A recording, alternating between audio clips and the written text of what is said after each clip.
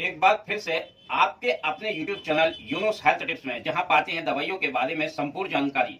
दोस्तों, आज के इस वीडियो में हम अस्थमा, जिसे हिंदी में दमा कहते हैं, साथ ही अन्य स्वास्थ्य से संबंधित बीमारियां हैं, उनको ठीक करने के लिए प्रयोग में लाई जाने वाली टैबलेट, इनहेलर, सिरप, सभी के बारे में आज जानेंगे किन बीमारियों को ठीक करने के लिए किस किस प्रकार की टैबलेट प्रयोग में लाई जाती हैं डॉक्टर द्वारा, कौन सी दवा को किस ग्रुप में रखा गया है, किस किस का कॉम्बिनेशन दिया जा सकता है, ये सभी बातें इस वीडियो में जानेंगे। इस वीडियो को अंत तक देखें जिससे कि इन दवाओं की पूरी जानकारी आपको मिल सके। साथ ही मेरे चैनल पर वीडियो पहली बार देख रहे हैं तो चैनल को सब्सक्राइब करने के साथ साथ वीडियो को लाइक और शेयर करना ना भूलें। तो चलिए आज कुछ नई जानकारी हासिल करते हैं। बीमारी और दवा की जानकारी के लिए हमारे YouTube चैनल पर बहुत बहुत स्वागत है आपका। दोस्तों, इससे पहले हमने ये वीडियो बनाई है, मैं इसका लिंक अपने डिस्क्रिप्शन बॉक्स में दे दूंगा, वहां से जाकर आप देख सकते हैं। हेलो फ्रेंड्स, मैं डॉक्टर जुबैर और आप देख रहे हैं यूनुस हेल्थ टिप्स। अस्थमा, जिसे हिंदी में हम दमा कहते हैं, इसके साथ ब्रीथिंग रिलेटेड प्रॉब्लम जैसे ब्रोंकोस्पास, COPD, ब्रोंकाइटिस, इन सभी बीमारियों को ठीक करने के लिए डॉक्टर द्वारा अलग अलग प्रकार की दवाओं का प्रयोग किया जाता है और ये मरीज की नीड के अकॉर्डिंग दिया जाता है। लेकिन यहाँ पर हम जो ज्यादातर प्रयोग में लाई जाने वाली दवाइयाँ हैं, जिनका प्रयोग डॉक्टर द्वारा किया जाता है, जैसे टैबलेट, इंजेक्शन, सिरप, इनहेलर, रोटाकैप, वह कौन कौन से इसके बारे में जानेंगे। इन सभी को जानने के लिए मैंने इसको 3 अलग अलग पार्ट्स में बांटा है। पहला ब्रोंकोडायलेटर क्लास की दवाइयां, दूसरा ल्यूकोट्राइनिया एंटागोनिस्ट तथा तीसरा कॉर्टिकोस्टेरॉइड दवाइयां हैं। इनके सभी अलग अलग रूप में हम सभी दवाइयों की डिटेल जानेंगे, जिसे ज्यादातर डॉक्टर द्वारा प्रयोग में किया जाता है।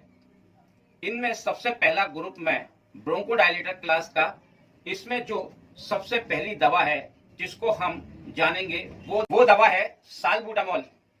ये साल्बुटामॉल टैबलेट, सिरप, इनहेलर सभी फॉर्म में आता है और इसकी जो सबसे पॉपुलर ब्रांड है वो है अस्थालिन तथा वेंटोलिन। इसी से हम इसको जानते हैं। ये ब्रोंकोडायलेटर की सबसे पहली दवा है।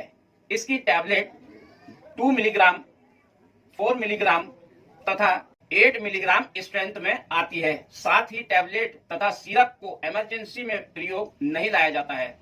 इसका प्रयोग जनरली ओरली मेंटेन थेरेपी में प्रयोग किया जाता है।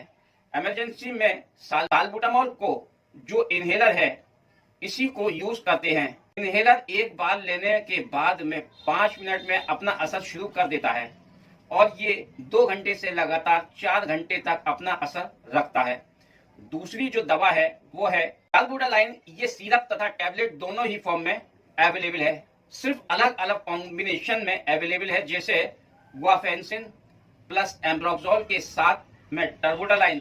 और जो टर्बुटालाइन आती है वो सिंगल साल्ट में भी आती है और ये जो टर्बुटालाइन है ये साल्बुटामॉल जैसा ही काम करती है तथा कार्य करने की प्रणाली भी सेम ही है। अगली जो दवा है साल्मिट्रॉल दवा है। ये लॉन्ग एक्टिंग परंतु ये स्लो वर्क करती है, जिस कारण से इसका प्रयोग इमरजेंसी में नहीं लिया जाता है, परंतु मेंटेन थेरेपी में इसको दिया जा सकता है। अगली जो दवा है फॉर्मिट्रॉल और बुडिसोनाइड। ये भी एक लॉन्ग एक्टिंग दवा है जो सिर्फ इनहेलर तथा रोटाकैप प्रिपरेशन में बनाई जाती है और ये अगर इसमें साल्बुटामॉल से कंपेयर किया जाए तो साल्बुटामॉल के मुकाबले ये दवा बहुत ही ज्यादा फास्ट असर करती है।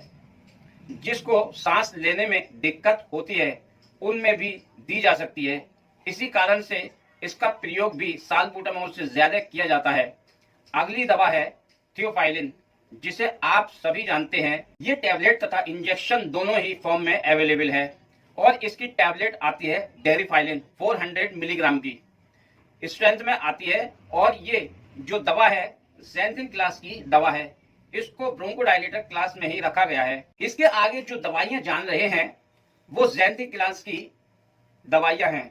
अगली दवा है डॉक्सोफाइलिन कैप्सूल। ये डॉक्सोफाइलिन कैप्सूल 4 मिलीग्राम में आता है, साथ ही लॉन्ग एक्टिंग है। इसका प्रयोग स्वास्थ्य संबंधित समस्याओं में बहुत ज्यादा किया जाता है और इसके अलावा जो सीओपीडी के पेशेंट हैं उनमें भी बहुत अच्छा इसका रिजल्ट देखा गया है। अगली दवा है अमीनोफाइलिन। ये इंजेक्शन तथा टैबलेट दोनों ही फॉर्म में अवेलेबल है।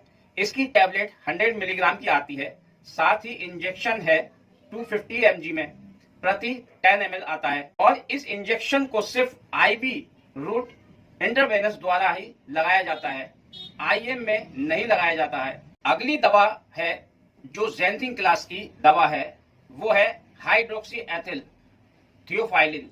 ये टैबलेट तथा इंजेक्शन दोनों में ही अवेलेबल है और ये नाम हो सकता है आपको अजीब या नया लग रहा हो, लेकिन ये नया नाम नहीं है। इसे हम सभी इथोफाइलिन तथा थियोफाइलिन कॉम्बिनेशन की टैबलेट तथा इंजेक्शन के से जानते हैं।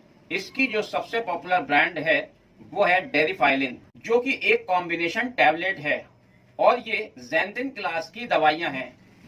डॉक्सोफाइलिन, अमीनोफाइलिन तथा इथोफाइलिन, डेरिफाइलिन का कॉम्बिनेशन, ये सभी दवाइयां गैस्ट्रिक इरिटेशन नहीं करती हैं। इस कारण से इसका प्रयोग भी बहुत ज्यादा लिया जाता है।